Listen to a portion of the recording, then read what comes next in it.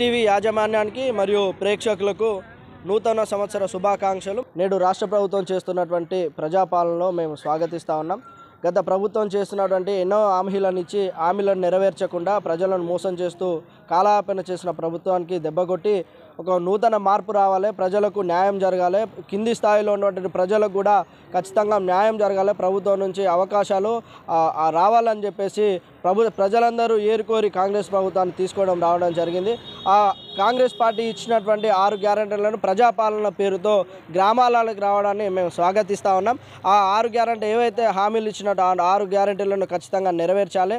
నెరవేర్చే దిశగా ప్రభుత్వం ముందుకెళ్లాల్సిందిగా మేము విజ్ఞప్తి చేస్తూ ఉన్నాం. ఆ 6 గ్యారెంటీలు చేసే విధంగా మీరు ఏ అవకాశాలు తీసుకున్నా కూడా అవకాశాలను మేము స్వాగతిస్తూ ఈ యొక్క 6 గ్యారెంటీలను గత